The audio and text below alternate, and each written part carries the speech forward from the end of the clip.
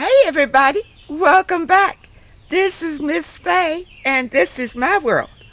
Okay, today we're going to talk about the power of your sexual energy.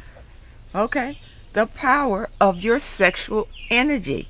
All right, before we get started, I want to say welcome. Welcome to the channel. Welcome to all of the new viewers, all of the new subscribers, and welcome to you who have been with me from the beginning. I appreciate you so very, very much. And for those of you who are new to the channel, I will answer your relationship questions. So at the end of this video, I'll show you a link where you can send in your questions. Now, I will either answer your questions on the air or I will answer them through the email. So at the end of the video, I will give you more instruction on that. Okay? Now, also, those of you who are interested in these caps, they are now available in my online store. So just go to the description at the bottom. You'll see a link that says online store. Click on it. And there you go. Okay, so now let's dig into this message today. Knowing the power of your sexual energy. Okay, now the reason I chose this topic is because I've always been teaching celibacy. And I wanted you to understand why. And why it's so important for you to practice celibacy. You see, the sexual energy, I'm a spiritualist, so I'm going to talk to you on a spiritual perspective, okay? The sexual energy is actually one of the most powerful energies in the universe, if not the most powerful. Because think about it. Through the sexual energy, life is created. Okay? You can also manifest your dreams through the sexual energy. And the way you do that, you harness this energy, and being celibate is a way to do that. You understand? Now, I tell folks, I get letters from many people who, they want love. We all want love. We're searching for love. You see, the folly today is that we are just giving our sexual energy away and not realizing how much power it is for us. And we don't want to just give it away to anybody. You understand? If you harness this power during the time that you're celibate, you actually can manifest more blessings your way. And those of you who are wanting a mate, this is how you do it. You should be celibate, harnessing all of that energy, that sexual energy, so that when you put it out into the universe, that these are your desires. It has more power, and your blessings will start to flow. Stop just giving your sexual energy away to any man that comes along. You see, we've been groomed that way, and it's the wrong way to think. Soon as you meet a man, why do you want to jump straight to the sex? Because that's what he wants. And a lot of times you're not even satisfied sexually. He makes sure he is, but a lot of times he doesn't care if you're satisfied or not. So you've actually given your treasure, which is your sexual energy. You just giving it away. Just giving it away. Not realizing that you can manifest your dreams by holding on to your sexual energy.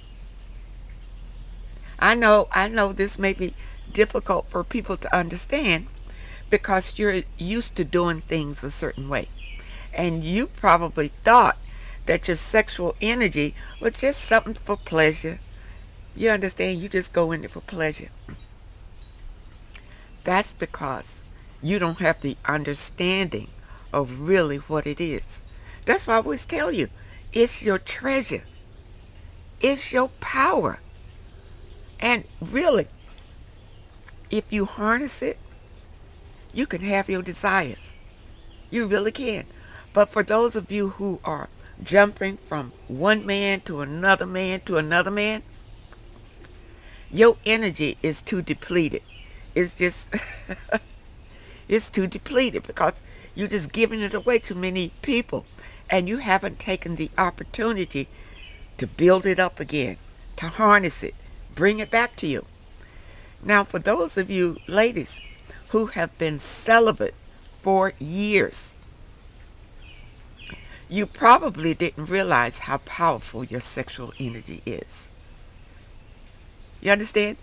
When you go to the divine for your desires in life, if you have been celibate, your requests are pretty powerful. All you got to do is know that your blessings are coming. Once you ask, know it. Know it's coming. You might not know when, but just know in your heart and mind that the universe heard you and it is coming. Now, for those of you who are not celibate and you are dating whoever, whatever, well, you can still request. It may not be as powerful as it would be if you were celibate, but your requests are heard. You understand? And, like I said before, you will get your match. You get your match. But think about it, if you are celibate and you have all that power and you know exactly what you desire, you see, then when your blessings come, you recognize your blessings. You recognize your blessings. Many times when we're not celibate and when blessings come, we don't even recognize it. We don't appreciate it. Because we're just too spread out. I'll put it that way. We're just too spread out. See, another important thing about blessings is that you need to appreciate what you have already. Show gratitude for whatever it is that you have in your life. You see, all of this, you understand all of this during your healing and loving yourself. This understanding will become clear to you. But for this video, I just wanted you to understand the power of the sexual energy. And when it is harnessed, really, you can manifest unbelievable things in your life. You see? Now, I know if you're with a mate, and hopefully the mate is monogamous, and it's just you and him, okay, then you're like one. Okay? So that is still powerful. So I don't want you to be confused, those of you who are in a committed relationship, and if both of you are monogamous in this relationship, right, you still have power with the sexual energy. But if one of you is slipping and dipping and whatever, and you are monogamous, well, your energy is being spread out. It's being spread out. And I just needed you to understand the power of being celibate.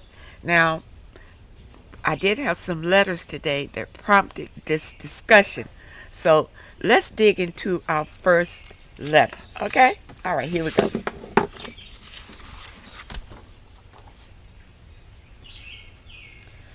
All right, here's a young lady, broken and healing.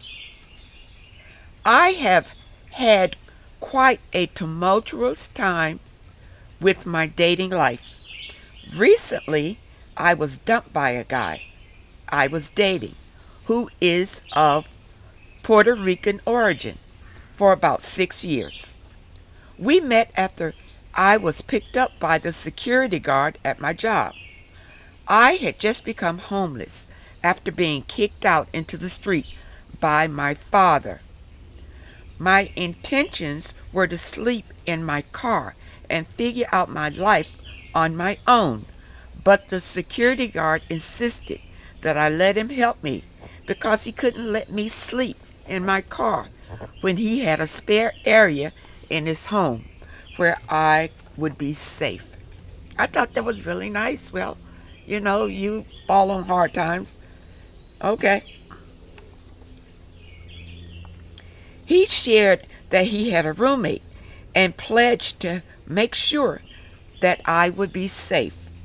He strongly urged me to share his contact information with my mother, which included his photo. It's important to add that I was not attracted to this man whatsoever. Mind you, this man was in his late 50s, early 60s, and I was in my late 30s at the time. I accepted the help, and when I got there, both men were complete gentlemen. They gave me my privacy and I never felt unsafe. The security guard would tell me the roommate, who spoke no English, to show me how to cook certain dishes, and we developed a friendship during these times. Okay, all right, number one, I thought you were just looking for a place overnight. Looks like you are nesting. Looks like that you're looking to stay for a while. It was the sweetest interaction. We mostly communicated through nonverbal communication and the little English he knew. I was really sick one day, and he came home early from work to get rest. When I got to the house, the roommate saw me and said, "Wow, you look good." I went to lay down and was later awakened by the roommate, who had gone to the store and bought some soup, tea, and medicine for me. I was so moved by this and just thought it was a kind, friendly gesture. During a previous conversation, I asked if he had a girlfriend, and he didn't understand me, but responded yes, so I left it alone. The roommate even began to cook for me and would leave me food to eat when I returned from work. I began working more, and the roommate worked nights while me and the security guard worked during the day, so I wouldn't see the roommate as often, only once in a while, when I had a day off during the week. When I would bump into him, he began to share in seemingly frustration some disturbing conversations he was having with the security guard about me that he thought I wasn't aware of. Unbeknownst to me, the security guard was telling everyone I was his girlfriend. Also, the security guard had stopped paying rent where we lived, and the roommate wanted me to know we may get evicted. I was beginning to notice during this time that the security guard always smelled like alcohol. I later learned that both men were recovering drug addicts and met in a Christian rehab facility. I also learned that the roommate had spent time in jail and was on parole as well. This situation with the rent got worse, and the two men ended up almost in a fist fight. The police were called and the roommate moved out. An eviction notice was served, and I began to plan to move out on my own. The roommate and I stayed in touch during this time, and eventually he invited me to move in with him. Once I moved in, I found out a whole lot about him. He would work at night and stay up all day. This would throw off his sleep patterns and make him mean. He would kick me out of the house every other day. He kicked me out. He kicked me out one time, and I had to move into a shelter. You know, by this time, you should have been out of this house and on your own. Okay? All right, let's see what else. He contacted me a few days later and asked me to move back in, so I did. Later, he relapsed and began using drugs again to the point where he lost weight and began to look unhealthy. I don't like skinny men with no muscle tone, but I already loved him, so I continued to sleep with him. Okay. The next few years, there were many fights where he would disrespect me by spitting on me. He would buy food, and then when we would argue, he would take back the food.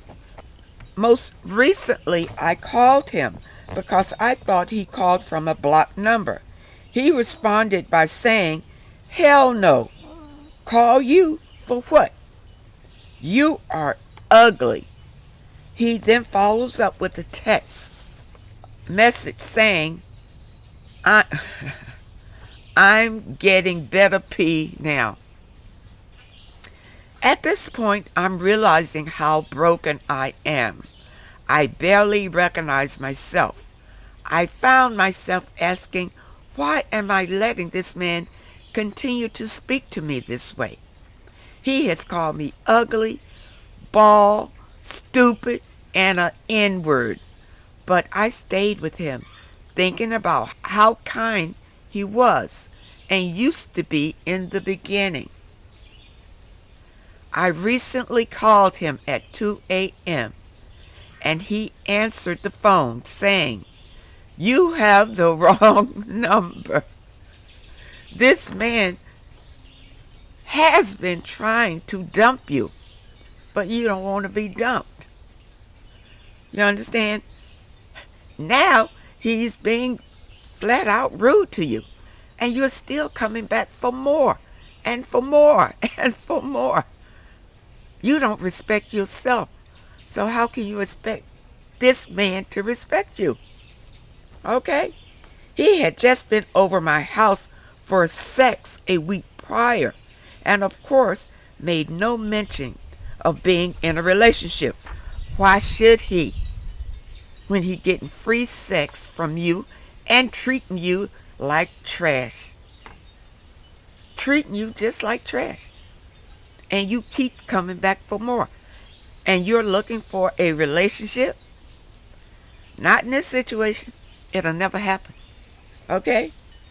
He would often tell me when he was with other women before, and then call me a few days later because nothing came of it. I was his fallback. Now I realize. I called him the next day, and he told me not to call him anymore. I began to curse him out, and he said, "So what? I don't care. You think you're hurting me. We are finished." Then he hung up on me. I have not been able to keep a job since we met, but I have maintained independence. I pay my own bills and rarely ask him for help. You shouldn't be asking him for help, period. Okay? The minute I did ask him for help, he would humiliate me and make me feel like I was a failure for needing help from a man I was sleeping with. I am kind of relieved that he's gone now because I can heal and really focus on reinventing myself. I have been doing affirmations, journeying, wearing my crystals, burning my sage, and going to the park to ground daily. Okay, well, at least now you're on the right path. Okay? I believe he is definitely a toxic male who is a narcissist. He seems to take pleasure in causing me pain. I know I deserve better than him, which is why I am doing the work. How do I prevent this from ever happening to me again? Number one, the title of this video, Be Celibate. Harness your sexual energy. That's not where you find love anyway, in sex. That's not where love is. You understand? When you lead with sex, that's all you get is a sexual situationship. And that's what you're doing here. You're just going with the sexual flow of things. Because, see, when you meet a man, that's what he wants. He wants sex. But it's up to you to give it to him or not. You don't have to comply just because you like the man and you feel like if you don't give it to him, he's going to leave. Listen, you gave it to him and he's left anyway. You understand? Because that's all he wanted from you was sex. But if you were celibate with him, it would have given him a chance to get to know you and you a chance to get to know him, and then decide if you wanted to be involved sexually. But yeah, for you, along with your meditations and your affirmations, you need to be celibate, and be celibate for a while. I always tell women, a year is a good time before you even think about engaging with somebody else. Period. Because right now, you still weak. You still weak. And if a man comes up to you and he is attractive to you, you may give in to the sexual desire. And now, here we go again on that same roller coaster. And plus, if you don't take time to be celibate and to clear out all of that energy from those sexual ties that you have made, you're going to attract the same type of man again and again. You understand? See, being celibate is powerful. It's very powerful. But we need to practice it. Okay? So now, let's look at another letter. Here we go. Okay. I have been married for 6 years to my first husband and 29 years with my current. Recently, I thought he was a narcissist, or at least one who exhibits narcissistic traits. I am a woman who hates being controlled, and usually I will call it out, and regardless of the person I am talking to. My husband and I have some rental properties that we own outright. This includes our primary residence. 2 years ago, my husband asked to inquire about some property that my mom was selling. Loan approved with both names. Then, behind my back, he asked the loan officer to change the paperwork to show only his name. Well, I don't know if you can do that. You understand? If the loan was approved, I think that's illegal. If the loan was approved in both your names and now he's going to change it and put it in just his name, I don't know if that's legal. Long story short, I informed my mother and instructed her to put her house on the market, and she received 3 times what she was selling it to us for. That's when I began to see the difference in his demeanor. He has anger issues, usually slamming things when I call him out and remind him that he doesn't control me and only can control himself. He started using verbal communication in an effort to tear me down and tried to make me feel less. I always knew he had low self-esteem. He has used the silent treatment for about a year, only speaking if it concerns our properties, repairs, or tenant questions. So wait a minute. This is the current husband now that he is just showing these signs from your letter.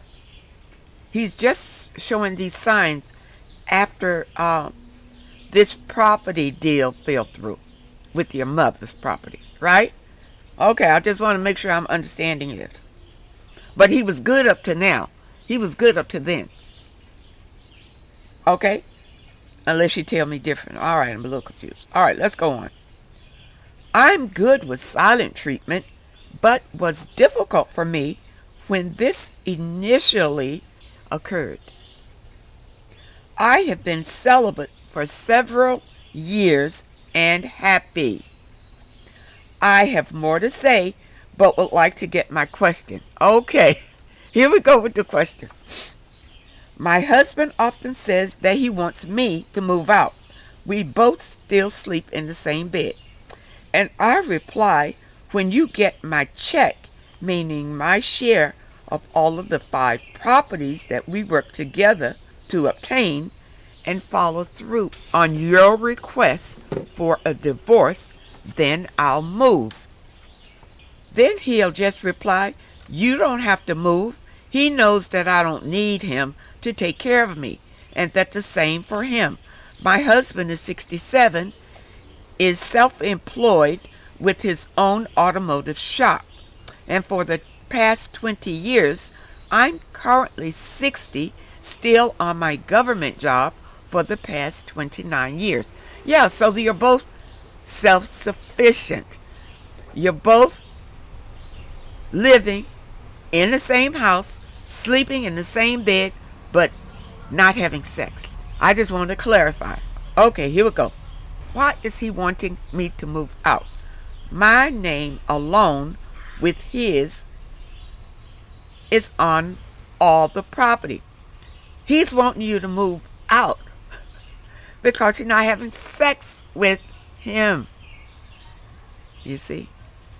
And if you move out, he can bring in another woman to have sex with him.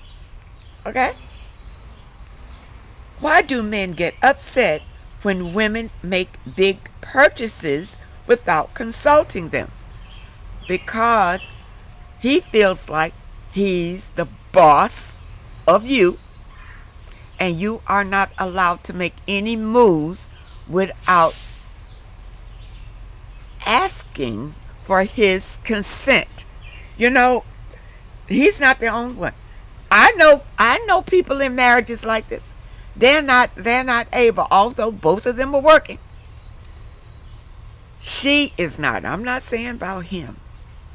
But she is not able to make big purchases, and I say maybe a few $100s, without consulting him, where he goes out and does whatever he wants to do with his money, and maybe he'll tell her as an afterthought, maybe, but he's not going to ask permission. But she's required to. You understand? So yeah, your husband is doing what a lot of other husbands are in the practice of doing. And they do this because they are taught that they're supposed to be king of the castle, and you are supposed to submit to your husbands. You understand? And part of that submission is asking for permission. Okay? Okay, so that's what it is. All right. How will I know that I am winning when he is giving me the silent treatment? I am already loving myself. If you are loving yourself, why do you care if he's giving you the silent treatment? What is it that you need from him? You understand? Now, I can understand you staying together because you don't want to split property. I can understand that. I don't understand why you sleeping in the same bed with him and not having sex with him. I don't understand that part. You understand? But, yeah, you can live separate lives in the same house and be respectful. I mean, you wouldn't want him to bring other women in the house with you there, and you wouldn't want to bring other men in the house with you there. So you're actually living separate. But you seem to be wanting to be together, wanting him to treat you like you are together, but you're not having sex with him. In his mind, that's part of the marital bond. And many husbands do what they do because they're having sex and enjoying sex with their wives. You understand? But if you're not having sex with him, there's a reason why. You understand? But that has actually broken that bond between the two of you because you're not having sex with him. You see? So now let's see down here. Your videos always speak of having your own and not depend on the man. Well, yeah, but you're married to the man. You understand? You're trying to swim backward. You're doing a backstroke. You are married to, you don't want to depend on a man. But when you're married to a man, that's a whole different dynamic. Okay? I consider myself one of the few women who are taught by their parents to be independent and be a jack of all trades. Working together is good, but obtaining things by the sweat of your own labor is excellent. Yes, this is true. This is true. But, ladies, when you decide to marry someone, this is a bond that you have consented to. You see? And part of that bond is having sex. That's part of the bond that you have consented to when you're married. You understand?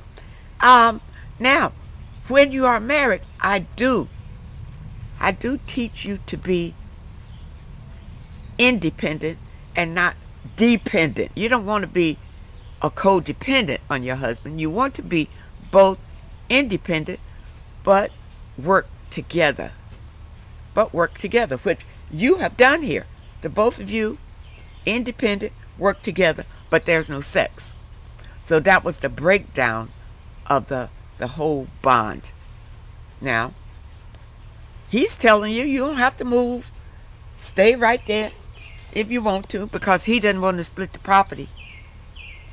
And I can understand that. You see? But as far as him asking or demanding you to ask for permission or to consult him with large purchases, if it's your money, I wouldn't tell him. I wouldn't ask for permission. He'll see it when I drag it in the house. You understand? But in some marriages, the two of them have come to that compromise that this is what they're going to do, consult each other with large purchases. Now, I have heard of couples who have separate bank accounts. They have his bank account, her bank account, and then a bank account for the house. She can spend whatever she wants to out of her bank account. He can spend whatever he wants to out of his bank account. But in the house bank account, then you have a meeting of the minds if anybody is wanting to spend large amounts out of this bank account, which pays the bills for your living expenses. Now, I have heard of that happening. You see? But you can come to some compromise. But for a man to just dictate that whenever you want to go out and buy something and it's your money, you got to ask permission, nah, I wouldn't comply to that. No, I wouldn't comply to that. So I told you why he does it. He is your husband, and maybe you both can come to some kind of understanding where that is concerned. But personally, I wouldn't do it. You see, like I said, if he wants to have his own personal bank account, I have my own personal bank account, which is really the best way to tackle that. And then have a bank account for the house that you both contribute to. You see? But nobody can just go in and deplete the house bank account. It needs both signatures for you to go in there and, you understand, take out large amounts of it. See, these things can be worked out. Okay? So I hope that my advice helped you on that one. Now, let's see if we have time to squeeze in this one short letter. Okay? I am 51, never married. I live in Japan as a permanent resident, 21 years old. I am African. No man has ever proposed, as I am not Japanese. So what? There are Japanese men who like black women. That's your mindset. Okay? Because it hasn't happened yet. Okay? I want to get married. I have tried everything to wait and seek. No man is coming. What can I do? Help. I am desperate. I hate being single. I have no defects on my body or face. I am healthy. I believe men are hunters, which they are. So I cannot go out there looking for a man, and you should not. I don't wear face makeup. My hair is natural. Help. Okay. All right. This right here is an easy fix. You need to meditate. You need to go inside yourself. You need to ask. First of all, ask for what you desire. Okay? In a quiet place. Be outside if you can. Sit for a while quietly, and then in your mind, ask for what you desire and be clear on it. Write, when you go back inside, write it down. The qualities of this man that you desire. You see? Now, continue to work on yourself. Now, once you ask, you leave it alone, because you've put it out into the universe. Now remember, this video is about harnessing your sexual energy. And your sexual energy can actually help you to manifest this man that you desire. Be celibate during this time. Be celibate. Okay? Ask for what you desire. And spend time every day doing your affirmations. And I will put a link in the description again to a sister site, All Things Spiritual 777. There are plenty of meditations on there and affirmations. Now this is just to start you on this journey. Okay? Do your affirmations and your meditation every day. Just 15 minutes to 30 minutes every day is sufficient. And you're outside and you're relaxing, and doing meditations, you are listening. Empty your mind. Don't sit out there and worry about all your problems or when is he coming and all that. You listen for answers, and the divine will speak to you and lead you on a path toward your desires. Now, if you have work to do to measure up to the man that you desire, the divine will show you that and will lead you into a direction for more healing. You understand? But the divine always answers your request. You see? But you got to believe it. And don't do self-talk. Don't go around and say that, that they're not talking to me and wonder why, and I'm in Japan and no Japanese is going to talk to me. Listen. You understand? I understand in certain cultures that they don't like to mix the races or whatever. But I'm sure that there is a man where you are that is looking for a woman just like you. But you got to believe it. You understand? You need to be celibate so that that energy, you're using that energy to attract this man, the right man for you. You understand? It's powerful. It is powerful. So I'm hoping that you understand this message, and I'm hoping that all of you understand the power in being celibate. It's powerful. But if you are already celibate and you've been celibate for a while, use that power to manifest your desires. Manifest your desires. You got it's like an atomic bomb in you. Cast it into the universe and make your request known. So I'm going to end it here. And I hope that I was clear with this message. And I really hope that it helps someone. Now, for those of you who have questions, here it is. Send your questions to MissFaye'sWorld@hotmail.com. That's MissFaye'sWorld@hotmail.com. And try to keep your letters to one page. I keep saying one page, and it just keeps more and more pages come. Okay? Try to keep it to one page. Just summarize the situation and ask the question. And if you would prefer, make sure you put it at the top of the letter. Please respond through email. Okay? And I will comply to that. So, I wish you all well. I thank you for your comments. I read them and I appreciate them. I thank you for your letters. And those of you who sent a donation, a special thanks. And I wish you all happiness and peace. And I hope to see you next time.